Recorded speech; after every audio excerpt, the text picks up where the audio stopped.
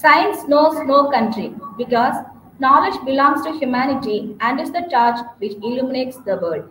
A pleasant morning to everyone who have gathered to witness the two-day international conference on Neoperspectives in Biochemical, Chemical and Microbial Techniques conducted by IQAC, Department of Biochemistry, Chemistry and Microbiology. Now, let us start with the technical session of day 2. Welcoming with an open heart brings cheers to the mind and elegance to the heart. I am happy to welcome our chairman, Chevalier Dr. N.R. Dhanapalan sir, our secretary, Mr. N.R.D. Premkumar sir, joint secretary, Dr. P.E.R. Premchand sir, principal, Dr. Inita Lebanon Ebensi ma'am, vice principal and IQAC coordinator, Mrs. Jafia Solomon ma'am, research scholars and all the participants for this conference. On behalf of our management and organizing committee, I extend a warm welcome to our esteemed resource person, Dr. Arun Babu Damodaran sir, currently working as an assistant professor in the Department of Chemistry, Madanapalli Institute of Technology and Science, Andhra Pradesh. He did his UG and PG from University of Madras and PhD from University of Hyderabad. He has completed 3 postdoctoral researches, one from Concordia University, Canada, during the period of January 2014 15 to 2015, and in the Department of Chemistry, McGill University, Canada, during the period of January 2013 to October 2014, and in Chemical Engineering Department, University of Waterloo, Canada. To his credit, he has more than 18 research publications in various national and international journals with a high impact factor. He has also authored book chapters. He has qualified CSIR JRF Net during the year 2005. He received CSIR SRF Fellowship in the year 2008-2010. His current projects are reclamation of tomato plant waste into eco-friendly and commercially viable paper products, sponsoring agency DST SCED. Stimuli responsive nanosecond polymer hydrogels for the fabrication of desalination bags for forward osmosis desalination, which has a grant net worth of 12 lakhs, and development of polymer-based materials for harvesting water from atmosphere, which has a net worth of rupees 10 lakhs. So we are happy to have such a great person for this conference. I hope this session will be very productive with exciting and encouraging discussions and exchange of knowledge so that together we can anticipate a future of groundbreaking knowledge, research and technology and humanities. Once again, I welcome you, sir. Now I request our resource person, Dr. Arun Babu Damodaran, sir, to take over the session.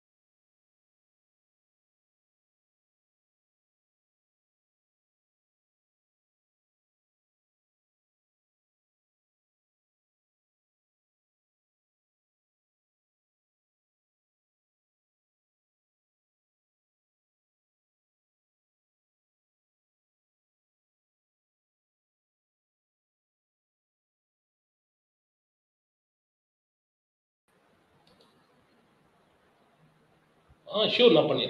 That's it. That's it. I guess we are okay now.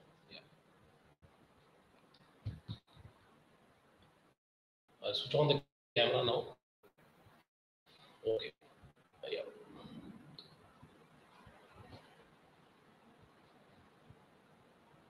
Hello, ma'am. Can I start the presentation? Yeah.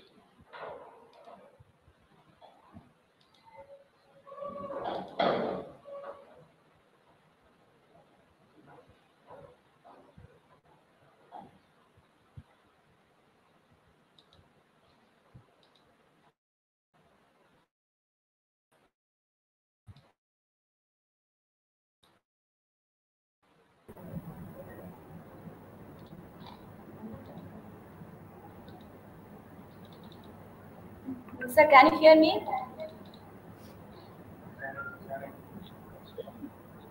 Morning. Yes, sir, we can see the screen. Yes, ma'am. You can start, Can sir. I proceed? Can I start? Yeah. Yes, sir. Yes, sir. Thank you, You can proceed, sir. thank you, sir. thank you very much for hosting me. Like I would like to thank Anna Violet College faculty colleagues, honorable dignitaries, like students, and right now special thanks to Dr. Deva for inviting me to give us this wonderful right now talk. I'm going to talk on like my research career, right? Before I start this session, I'd like to introduce myself as Dr. Arun Babu. Currently I'm working at Madanapalli Institute of Technology and Science as a science like chemistry teacher. It's a college located in Madanapalli, which is 100 kilometers from Chittoor. Right? So I'm working here since 2016. So I also have a couple of projects running in this college, and I'm just working.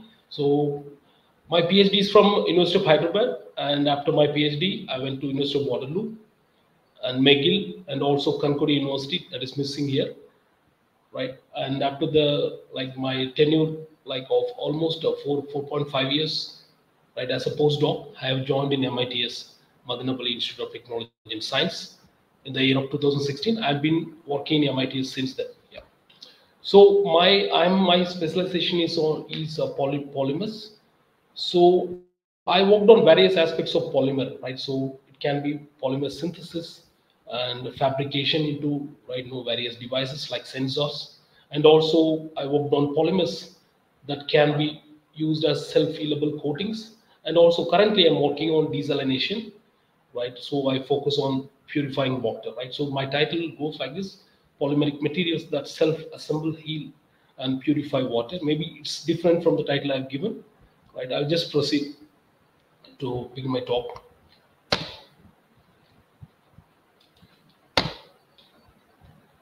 Okay, so first, before we begin, right, I like to introduce about like the background of my research. I was my this is I think the work I've done during my PhD. Right, briefly I touch it, and before I explain about the current work. So I worked on polymer-based sensing materials for mercury 2 plus. So mercury 2 plus is a very poisonous ion, right? That can cause nervous disorder, or it can cause it can affect central nervous system. So we wanted to develop a sensor that can sense mercury in the parts per billion levels. So right, it is like 1 milligram in 1,000 liters. So we have worked on this aspect. So for that one, we needed to fabricate a polymer, right, that can give a colorimetric estimation, right? So estimation of mercury based upon color, right? We want to develop. So for that one, we have to develop some uh, like something called crystalline colloidal arrays. Crystalline colloidal arrays are very similar to close packed structures, metallic structures. So you can actually change this lattice spacing, and when you change the lattice spacing, you can actually bring the color, right? You can change the color also. So we want to first of all construct a polymer that can convert, that can self-assemble as crystalline colloidal array. Then after that, we want to play with it, right? We want to shrink and swell this, right? This crystalline colloidal arrays by embedding them in the polymer matrix. So I'll just show, right, no brief, right, no explain you about how we make this crystalline colloidal arrays. I'll give you a complete picture of this sensor in the upcoming slides. So we prepare polymers. The polymers should be highly monodisperse, same in size. So that is the criteria for them to self-assemble into close pack structures. Like it can be hexagonal close packing, it can be face center cubic, right? You can see one of these close packing. So this close packing can be shrunken and right swollen upon, right, like request. So upon the concentration of mercury. So there is a working model. So the our first like journey was to prepare polymers.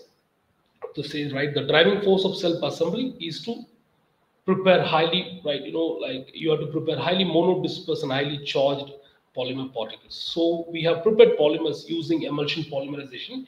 You can look at the polymer size. So the, right, no, polymer size, these are the biggest particles, around 400 nanometers. So our first challenge was to prepare polymers that can self-assemble into a non-closed pack structures. You can actually see this is a polystyrene particles, and we try to control the size of the particles by varying emulsifier concentration, right? So you can actually see when you increase the emulsifier concentration, the size actually decreases. But below a certain level, right, you can actually see there is an arrow given.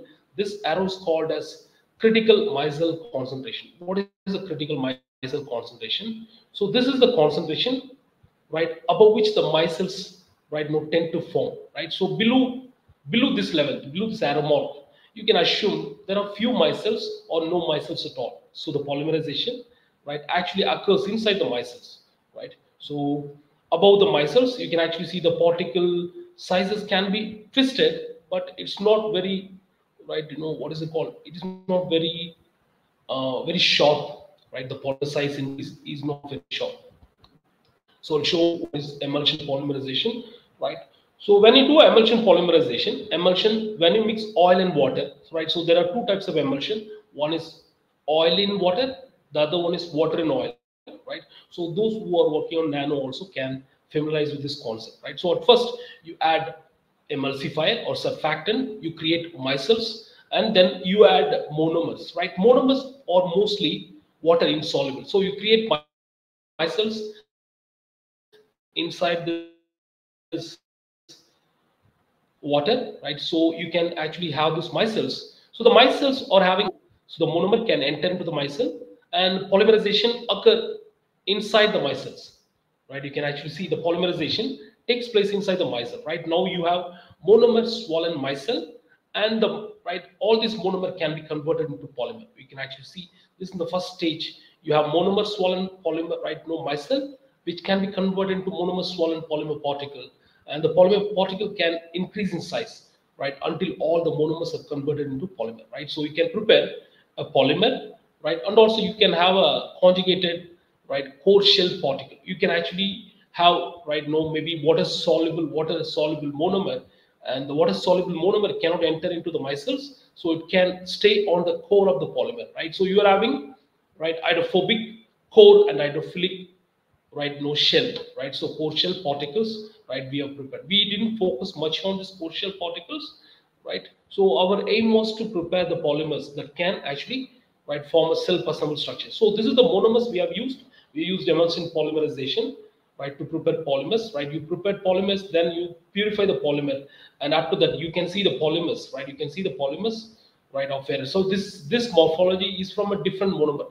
For these studies we have used, right, different surfactant concentration. You can actually see with increasing surfactant concentration, the size decreases. Why? Right, when you have more surfactant, you have more micelles, right? When you don't change the monomer, initial monomer concentration volume, so the polymers, right, when you have more shares, more mouths to feed, the polymers, right, size decreases. When you increase the size, you can actually see for 348, right, for 348 millimoles of surfactant, you are getting 400 nanometer polymer particle. When you use a 18 point, right, 18 millimolar concentration of surfactant, the concentration, you can actually see this is actually should be higher. It should be higher.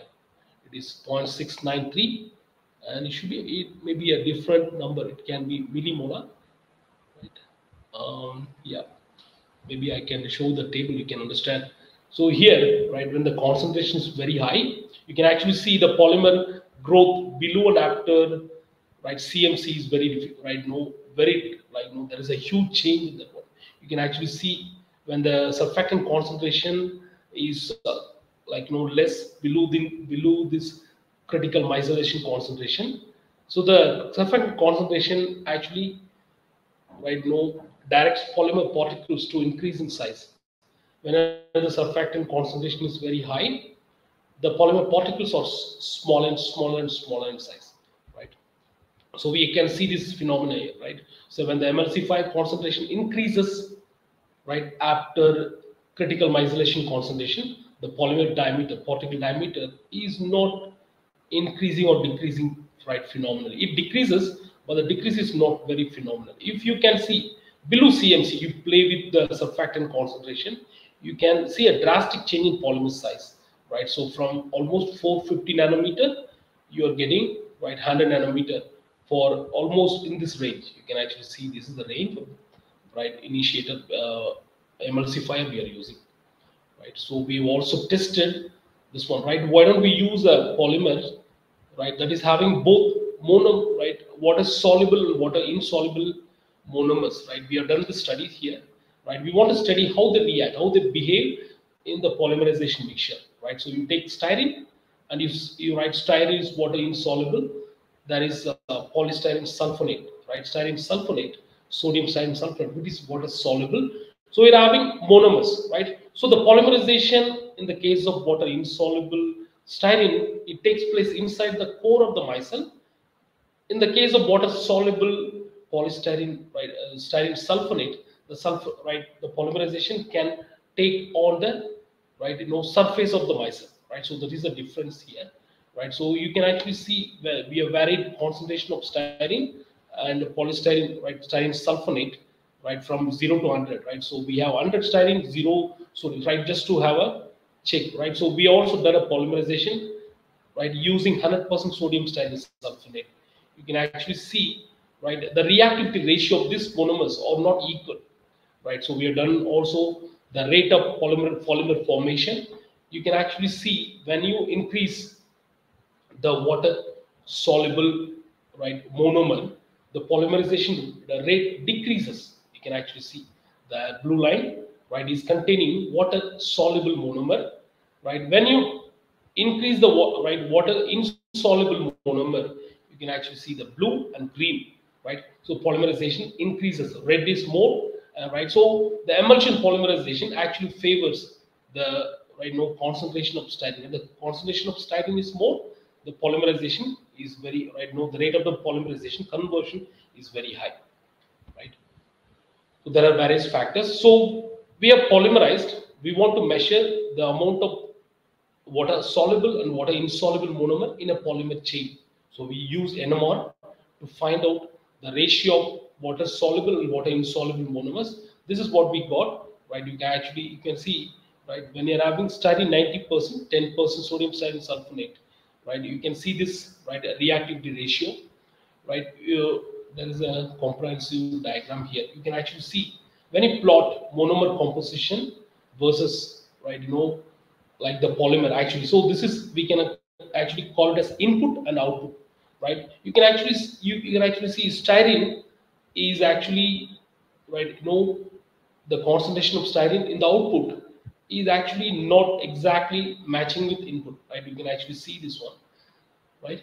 But in the case of sodium styrene sulfonate, the reactivity is very high. In the case of styrene, reactivity is very low. You can actually see when you have styrene sulfonate, right? So the, when the styrene sulfonate is more, the polymerization, right? The polymer contains more water insoluble monomers here, right? So we have studied. We want to see which monomer is highly reactive, right? So what we observed is the styrene sulfonate is highly reactive compared to styrene, right? So you can actually see this is the final, right, verdict.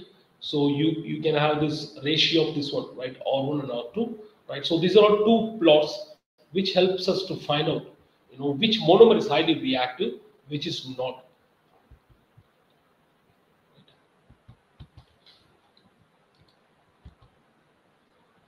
we'll move on, right? So I'll just right. We have done some other studies with the different monomers we have used. We want to bring different right now structures. We want to prepare different polymers. So we have tried with right now we have kept this one monomer constant. We varied other monomers like acrylic acid.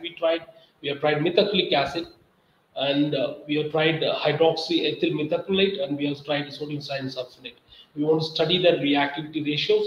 Here it is given, right? So we can find out, right? So when the monomer is highly water soluble, you can actually see the behavior below and after CMC, the reactivity ratios and the particle size variations can be higher in the case of acrylic acid, followed by methacrylic acid, HEMA, and sodium styrene sulfate, right? You can actually see, right, when you go from, right, so there is no clear verdict here, but we want to just right, try various other monomers and see how they react. If you look at here, sodium styrene sulfonate, water soluble monomer, when you use along with this one, right? So when the right, so this is what you call the concentration of right, surfactant. When the concentration of surfactant is below CMC, the reactivity ratio is very high, right? In the case where you employ water soluble monomers, when you use a higher CMC, the reactivity ratio is very high in the case of acrylic acid, methacrylic acid,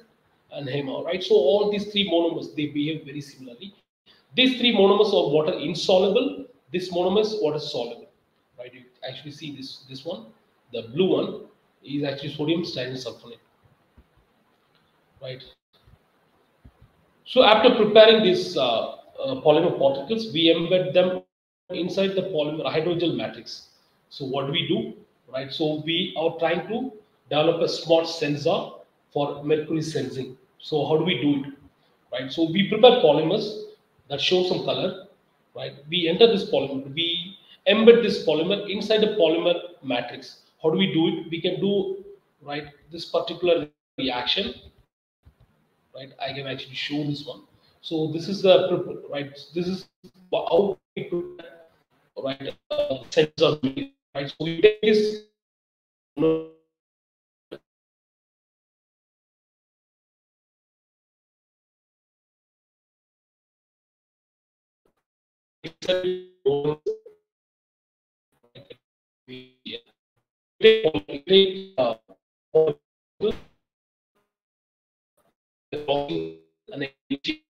then what we do, we can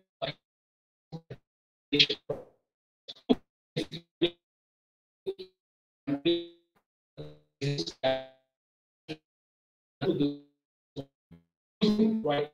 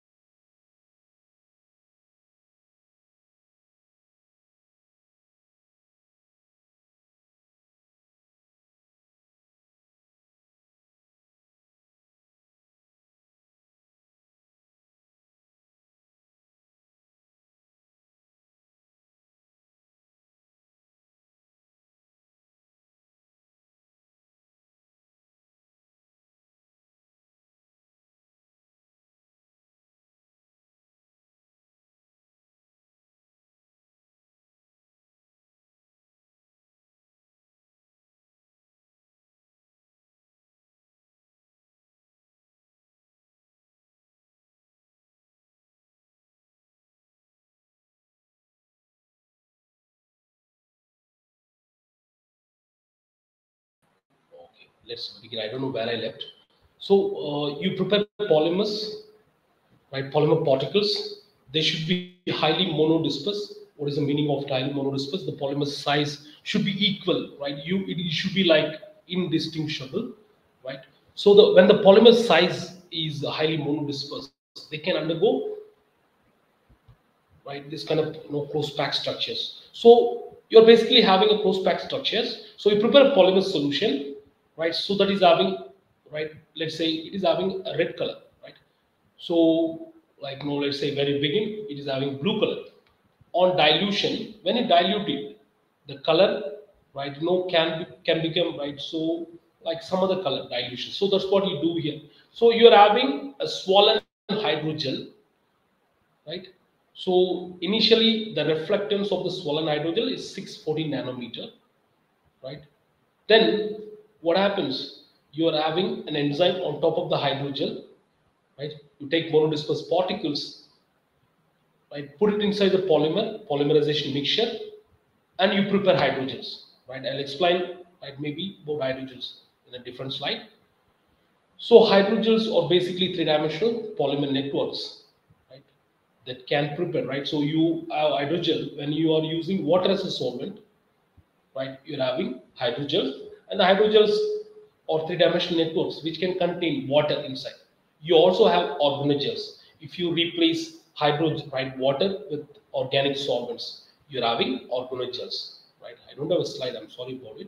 So this is how we prepare hydrogels. So hydrogels are, right now, once you prepare hydrogels, you can add anything you want, right? You want to add a metallic particles, right? So you want to prepare nano embedded hydrogel. How do you prepare it? You take a metallic salt, add it with, right, hydrogel mixture, then you polymerize it. So polymerization time can be very short, right, like 20 minutes. You are using thermal initiator, you can use heating. If you're using photo initiator, you can use UV light, right? For all these, right, experiments, I've used photopolymerization. We have used photopolymerization initiator, right? So all this polymerization, we don't want this polymer structure to get distorted upon heating. So we have used some kind of, right, a soft polymerization, which we can call as a photopolymerization. So all of them are carried out under 365 nanometer mercury, like UV light, right? So the source is mercury vapor. UV light we have used to polymerize it, right? So I'll just once again explain the polymer, right? So when you are having, right, you can actually see these structures. This structure is an enzyme, right? So you guys know about enzyme, right? Functions on lock and key mechanism. You're having an analyte. So the pink ones are urea. So urea is, right, like only attaches to the active site of the enzyme. So here we are using Jagbin urease enzyme. Jagbin urease active sites is clogged with urea. So urea, after, right, like interacting with enzyme, it undergoes breaking up, right? So urea breaks into ammonium and carbonate, right? So ammonium and carbonate, right? So the concentration of ammonium and carbonate, right, depending upon the concentration of ammonium and carbonate produced, right? So what happens? The hydrogel, when the concentration of the medium increases, hydrogel undergoes shrinkage. You can actually see this is a, right, Flory theory of hydrogel swelling and shrinking. Right? What are the different ways to make your hydrogel swell and shrink? You prepare a hydrogel, then you put it in the organic solvent like acetone. Your hydrogel undergoes shrinking. That is what you call free energy of mixing, right? So what happens? You have another theory, right? So you have high concentration outside of the hydrogel. Inside, the concentration of hydrogel is very less. What happens? The hydrogel shrinks in size so that the donor membrane potential, right? So the hydrogel experiences, if there is a concentration flux, right, in and out of the hydrogel experiences some kind of, right, pressure. We call it as donor membrane potential. To minimize the donor membrane potential, what happens? The hydrogel, right, shrink in size. When the, right, outside ions are very less, inside the ionic concentration is very less, very high, then in that case, hydrogel undergoes swelling. You can actually see the arrow marks, right? So hydrogen swells when the, right, the osmotic pressure of ions outside is low and osmotic pressure of ions inside is high, right? So when pi ion, right, you can actually see the outside ion concentration is very high, right, very low, then hydrogel swell in size. You can actually see the arrow marks, right? The arrows indicate the hydrogel undergoes swelling. When you have inside the hydrogel, you have less ions, you have more ions outside. The hydrogel shrinks. So this is the mechanism which can be, right, explained with the help of free energy, right? So this is the total free energy of a system, right, which is a combination of delta, right? Free energy of mixing, right? So free energy of mixing comes when you change the medium, right? Instead of water, you change acetone, organic solvents. You put the hydrogel in the benzene medium. You put the hydrogel in the organic medium. What happens? The hydrogel increases, right? Swells in size. Ionic, you can see, right? So inside, right? It's very much like osmosis, right? So hydrogel swells in size when the ions, right, inside are less than, right? Here hydrogel shrinks when the ionic concentration outside is very high. Hydrogen swells when the ionic concentration is, right, very low. You can actually see low ionic strength. When there is low ionic strength, the hydrogen undergoes swelling. When there is high ionic strength, the same mechanism happens here. So when ammonium and bicarbonate are produced, right, because of the reaction between urea and urease, the hydrogen shrinks in size, and when it shrinks, you can actually see the lambda decreases. When the lambda decreases, right, we are seeing a bathochromic shift, blue shift. We can see the amount of shift delta lambda is equal to the concentration of ammonia. Right now, we come to, so this is the reaction involving, right, hydrogels and this one, right? So we are using urea solution, right? When you add urea solution, the hydrogel, right, becomes from red to blue. It becomes, right. This is the structure of hydrogels. So look like, right. So what happens now? We play this one, right? So this sensor can sense both urea and as well as, right, other things also, right? Let's say now, apart from, right, urea, you're also adding mercury, right? What happens? The mercury goes and, right, inhibits, right? So you guys know this mercury can be poisoning this enzyme, right? So mercury can go and block the active sites of enzyme. When the active sites of enzyme is blocked, the urea cannot be, right, going and, like, combining with the, right, uh, urease, right, or an enzyme. When the enzymes, right, so this person is like an intruder, right? So when a, right, so we, what we can do, we can keep the urea concentration fixed and we vary the concentration of mercury. We are seeing, right, the reaction between urea and enzyme constantly decreasing, right? So you can see what causes the shrinking and swelling, right? So reaction, right? So there is a force of repulsion between negative charges of carboxylic acid, right?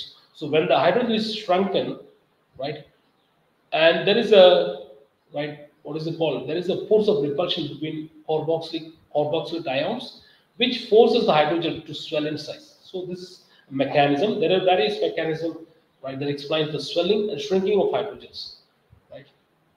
So you can see, right, so when they are far apart, it can actually, right, swell. This you can play with the concentration outside, right?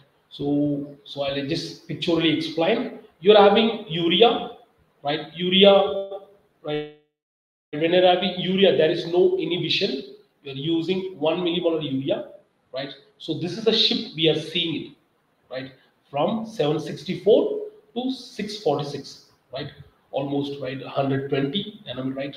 So almost 120 nanometer shift, right? Now you're adding with the same amount of urea, 1 millimolar urea, you're adding a mercury, right?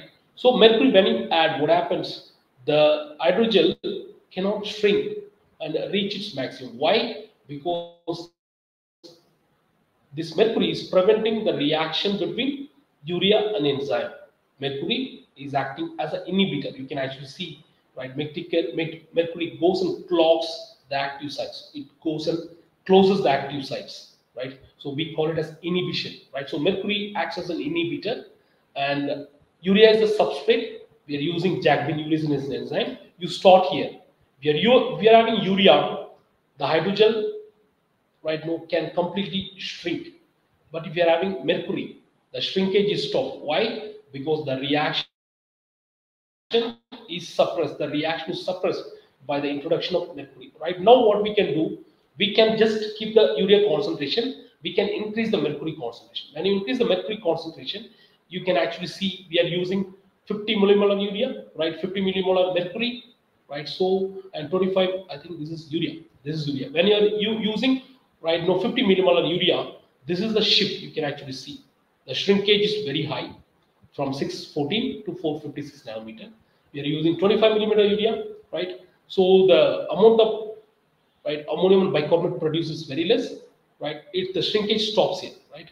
So you can actually see the, right, the hydrogel cannot completely shrink and reach its color, right? So the amount of shrinkage can be measured, right, with the help of reflectance photo, right, no, spectrophotometer. So we are measuring the reflectance, right, no, reflectance of this hydrogel, right, by increasing urea concentration. When you're having less urea, the shrinking is very less. When you increase the concentration of urea, right, shrinking is high. When the shrinking is high, the color is also, you're seeing, right, a beautiful blue shift.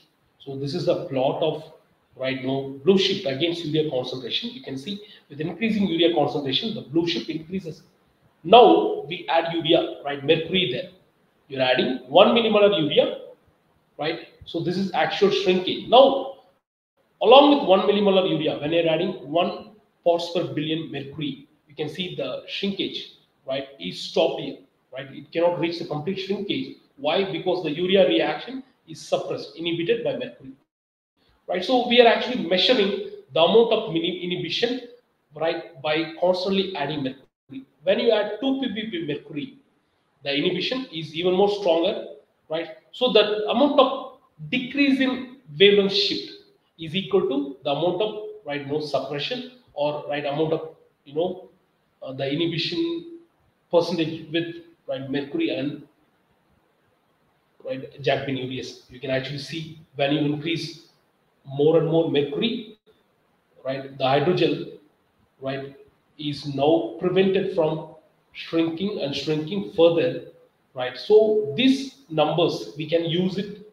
right, and plot it like Beer-Lambert's law to find out the amount of mercury in an unknown sample, right? So this is like a mercury, right, no, sensing, yeah, right? So you can actually see when you use 20 ppb mercury, the suppression is very small. You can actually see the suppression is almost 7, right? This is 750, right? Almost 7, right? Almost 710 nanometer, right? So there is a very small mercury, right? Maybe we use more than 20 parts per billion, right? So maybe there is a point, we didn't do the study at the time, maybe where you can use like 50 parts per billion of mercury and there won't be any reaction, right, of this one, right? You may ask what is the mechanism of this one, right? So what is the mechanism of, right, suppression? Is it reversible?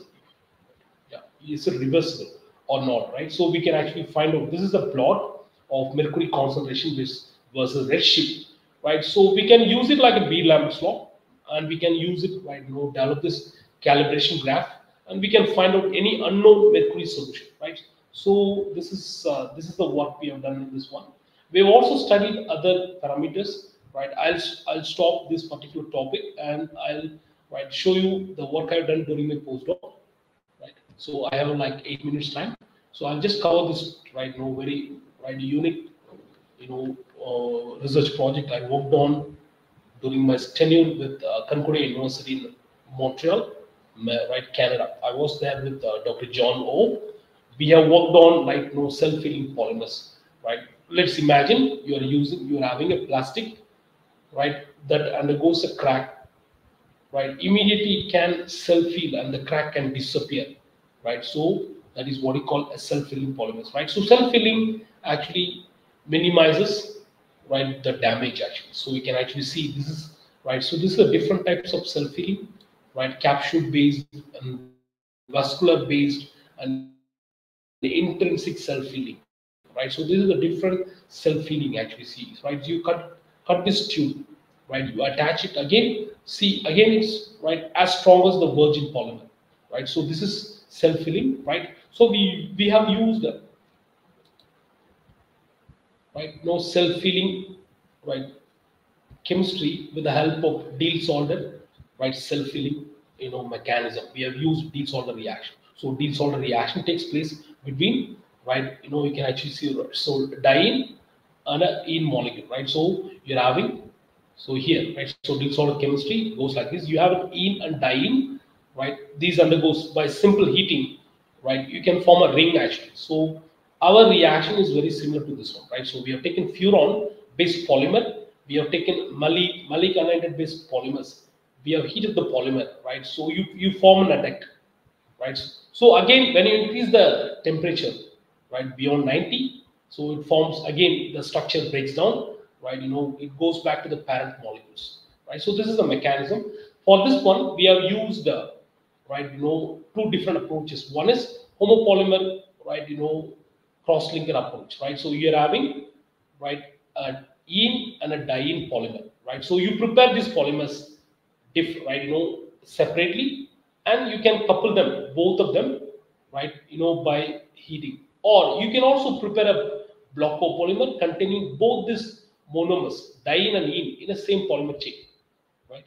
So this is the mechanism that we use, right? So you prepare a polymer, right? So above 120 degrees Celsius, what happens, right? This like furon rings, right? No, like come away from the polymer, they evaporate. Then there is a cross linking at 120 between diene and ene, right? So they react and produce, right? So this is like a protection, right? We are using, right, two different polymers, right? Mix them both, make a solution, form a film, then, right, mix them both, heat at 120, right? Then this is a deep sort of mechanism, right? So this is what we call a self-healing, right, mechanism. So how do we, right, do this one, right? So we prepare polymers, right, using a technique called atom transfer radical polymerization. You remember, I prepared polymers in my PhD time using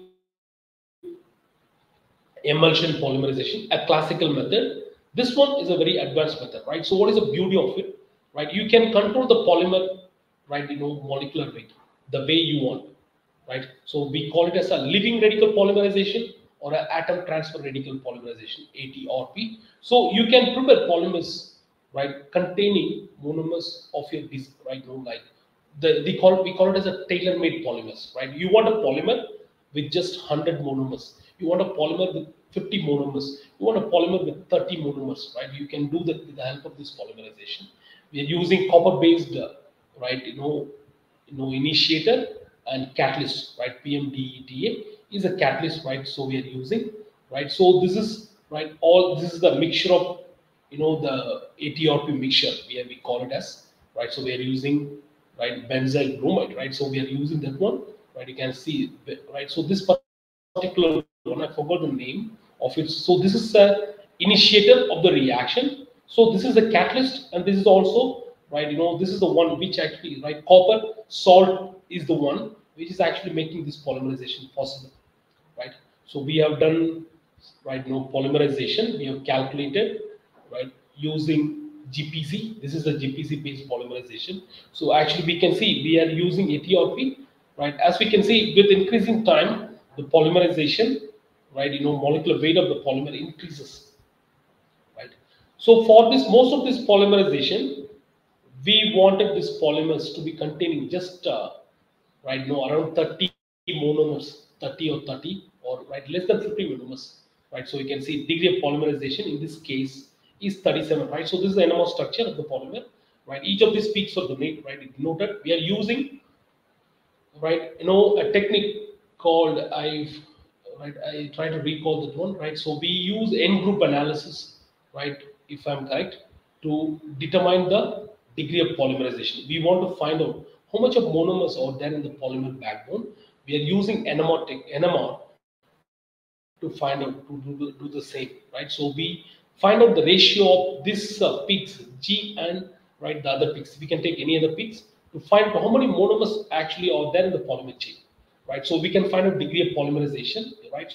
So we have prepared polymers of different molecular weight. You can actually see, right? So you can actually see this is the plot of GPC, gel formation chromatography, which tells you the molecular weight of a polymer, right? So this is actually the core of what we have done, right? So we have prepared this polymer separately, right? So we prepared this polymer, right? So this is a commercially available cross-linker, right? So it is called bismulimide, and you take this polymer, right? And you can use this cross-linker, right? So we are taking this monopolymer and the cross-linker. We heat at 80 degrees Celsius. We form a film, right? You can actually see at 60 degrees Celsius. We react these two things, right? No, a monomer and a cross-linker, and we can see there is a formation of gel, right? So we can use variation ratios of these monomers, right, and the cross-linker. We have come with a good result actually, right? So here is a picture of, right, the react disorder mechanism, right, plotted together, right? This is the actual NMR, right, spectroscopy we have used to study the cross-linking behavior of this reaction. Actually, you can see, right? So this is very hard to explain as of now, right? So we have monitored this reaction, right, for 30 minutes, 1 hour, 2.5 hours, 5 hours, 8 hours, and 20 hours. We found out, right, there is a drastic change. So we can actually find out the cross-linking at, right, around 3.96. So a certain peak decreases, a certain peak increases, right? So that's how we find out, right, the cross-linking mechanism. So we can, right, we have done cross-linking, right, by disordered mechanism at various degrees of temperature. You can see cross-linking is very good at 80 degrees Celsius. So when you increase the temperature, cross-linking, the rate of cross-linking increases. The conversion of, right, this monomers, right, or increases. So we have done this cross-linking studies in both different monomers like DMS or D6, and we have done this cross-linking, right? So all these studies are done inside a NMR tube, right? So this we do this one inside NMR tube, inside the, right, NMR solvents. We have done these studies, right? So we have prepared polymers, two different polymers. So this is a scheme of polymerization prepare, right? So the preparation of polymers. So this is a, right, ene, right? This is a ene polymer, I guess. This is a ene, and you also prepare, right, polymema and polyfurfuryl acrylate, right? So furfuryl acrylate is having, right? We'll see with one. So this is the second monomer, right? Second monomer we have used, right? We don't want to use a commercial cross-linker. We want to use another synthesized polymer to do this process. So this is a synthesis scheme, right? This is the NMR of this whole process, right? We prepared polymers. So we prepared polymers, right, out of two different. And we are having a polyfurfuryl methacrylate polymer. We are having polymema, right? So it is having. So what happens when you increase, right? The temperature above 120. What happens? Polymema is having, right? Is actually having is an ene polymer. Furfuryl methacrylate is a diene polymer, right? So when you mix, right, when you react both of them above, right, around 90 degrees Celsius, what happens? There is a reaction between these two. These two undergoes, right, and forms a deal-solder adduct, right? So you have this mixture at 90 degrees Celsius, you form a polymer. You increase further, right, at 120 degrees Celsius, you can see it forms a nice gel actually, right? So if the temperature crosses beyond, right, let's say the temperature reaches around 160 or something, right, maybe you can actually see the reversible, we call it as a retro deal-solder reaction taking place right here, right? We see some results, right? So this is a polymerization mechanism, right? This is a deal-solder, in the, right, retro deal-solder. What happens? The monomers break, the adducts, right, deal-solder adducts break down, and again during deal-solder, right, the adducts formation, right, takes place. So you can actually see the gel is actually this one. When it is solvent, you can see this one is what you call this monomers. When they are separated, you don't see a solvent, right? So there is this sol gel process, right? So what do you do, right? You form a gel at 120 degrees Celsius. You again heat it up to 165, and when you bring it to room temperature, again it forms a gel, right? At 165 degrees Celsius, retro deal-solder reaction takes place, and the polymer adducts are broken. And again, when you cool it back to room temperature, you can actually see the formation of adduct again, right? So the adduct is, right, it is what we call thermal self-healing, right? So we'll show some, microscopic images of, right, this one, right? So this is the polymer, what we do, we have taken a small blade and inflicted a scratch, right? You can actually see the scratch here, right? Then what we do, we have healed this polymer film, right, at 150 degrees Celsius. Then you can see, right, this particular scratches, right, cracks have disappeared, right? So you can actually see some kind of self healing. You can look at here. This healing is, right, you cannot repair this healing because it is beyond the capacity of this polymer to self heal, right? So I'll just explain you about the limitations of this healing. The healing is only in the, like say, the micrometer level. If the healing, right, is in centimeter, right? Let's say you cause like two, I mean 1 centimeter crack, it cannot be healed with this polymer. So this healing takes place only in the micro level. You can actually see the two images where it is completely self-healed. You can see the healing is very small, the scratch is very small, the healing is perfect. When the scratch is very large, you don't see any kind of healing, right? So this is a glass surface. You can actually see, right? You can see some of the pictures of self-healing, right? So we have seen some kind of like this one. So this work I started with Dr. John Moore. You can actually see this is the film at 0 before self-healing. This is after self-healing. You can see this line is completely, right, is changing. Actually, you can see this line is completely disappeared, right? So this one is only limited to micrometer, right? No cracks, right? Let's say you are using the paint, right, on a car, right? Right, you're using a spray paint in a car. If there is a micro crack, right, which cannot be observed by the, right, human eyes, this polymer undergoes, right, a self healing, right? One thing is you have to heat it up to 120. You can use a heat gun, right? So that is the mechanism. This work is actually patented, and right, I think it's patented, right? So industrial project it is. We would not. So right, I think I read the timeline. I like to thank the organizers of this conference. Uh, I like to thank all the delegates, right? So this is the other work I've done in MIT, right? McGill University, right? If time permits, right, I could have explained it. But like, thank you very much for your kind attention. I like to thank all the organizers of this conference. Um, I like to thank all the faculty colleagues of Anai Violet, right now, Arts and Science College.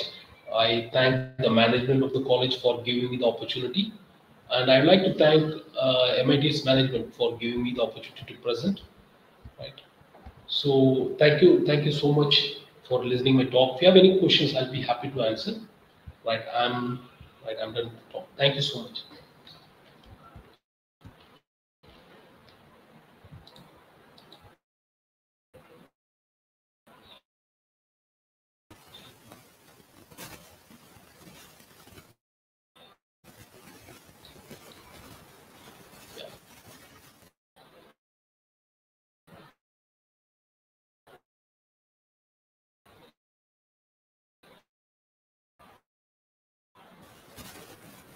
Yeah. If you have any.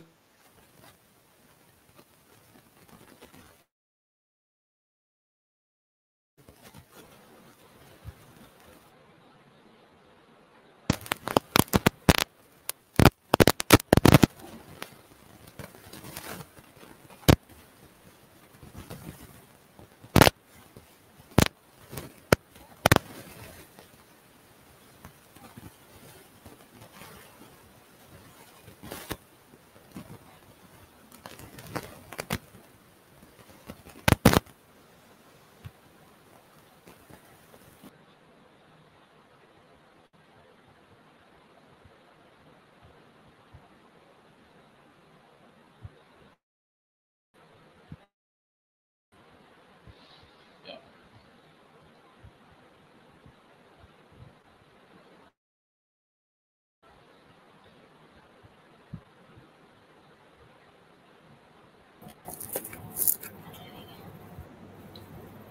Sir, can you hear me?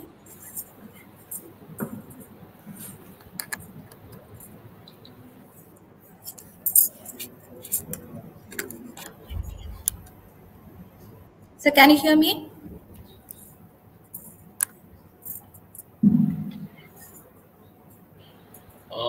Ma'am, yeah, is it okay? Can you hear me, sir?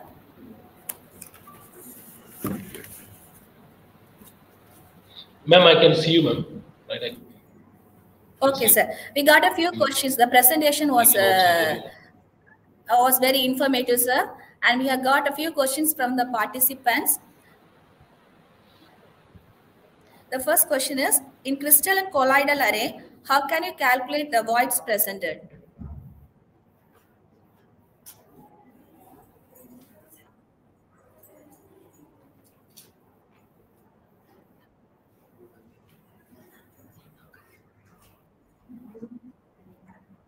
Yes, sir. Yes, sir. Now it's okay, sir.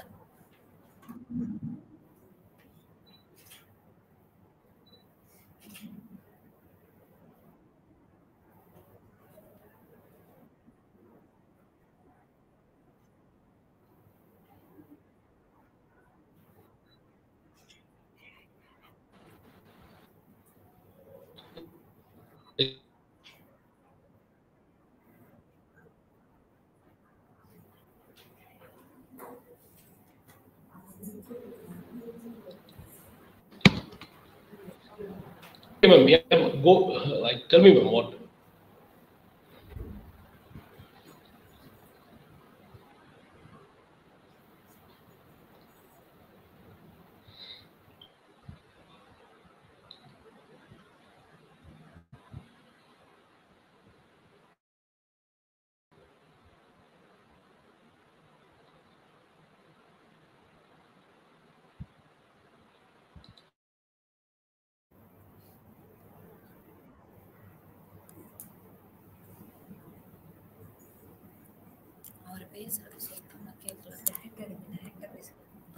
Sir, in crystal and colloidal array, how can you calculate the voids presented?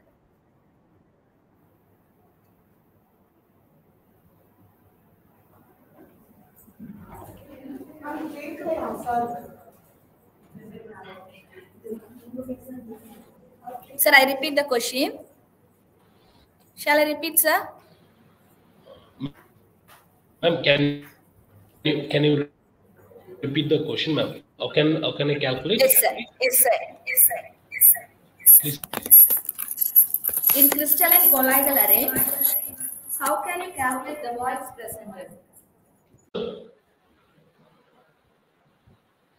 Or can I calculate the?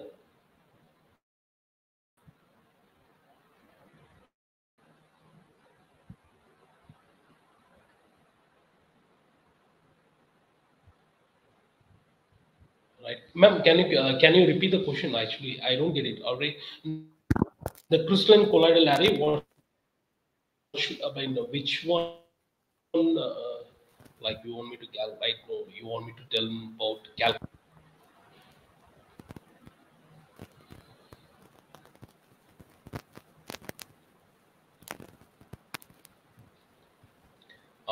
Please type in the questions, ma'am. I'm sorry, I did not hear you. Crystalline colloidal array. I mean, which parameter you want to calculate? I think there is a delay in, like, your voice. Maybe I'm also, maybe it's a problem from my side. Can you type it, ma'am?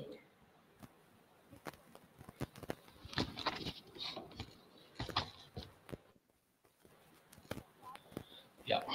Can you can you please type? Deva, I cannot hear the questions clearly. Hello, Deva? Deva? Ah, ma'am. Yeah, ma'am. Yes, ma'am.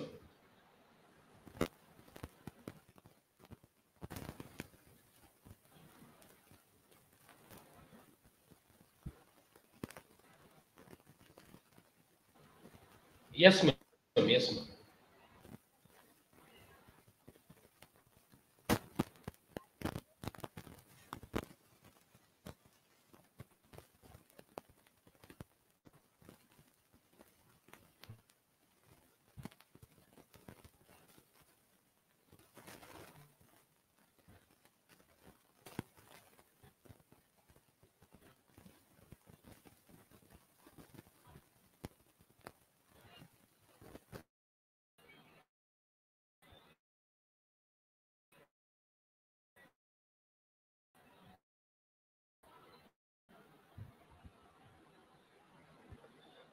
Actually, crystalline colloidal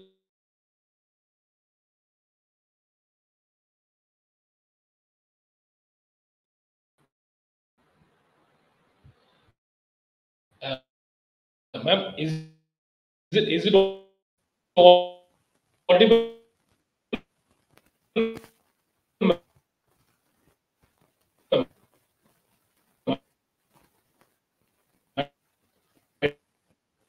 I don't know what is happening here. I what you say. Maybe there is a lag in right now this voice. Okay, okay, okay. Yeah, I got it.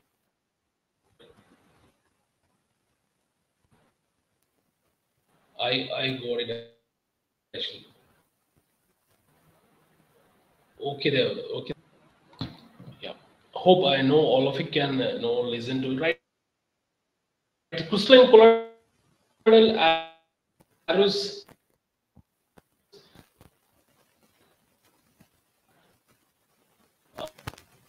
Uh, uh, we don't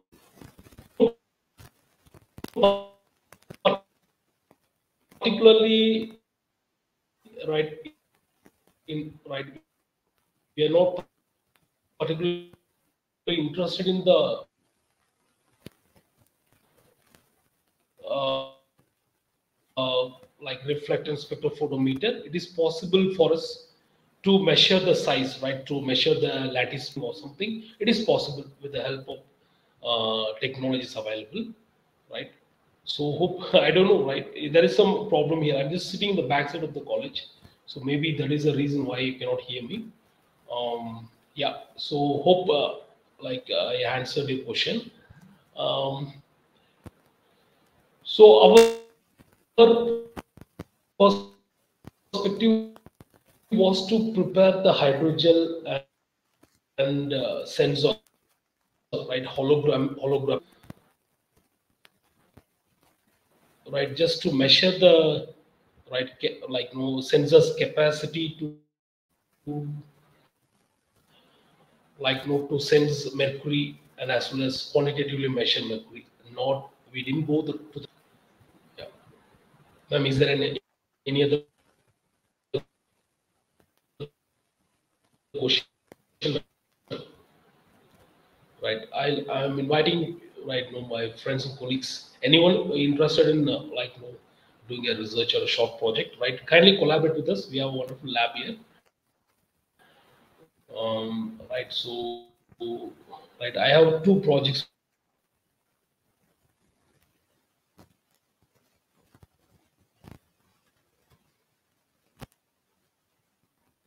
Hear you at all.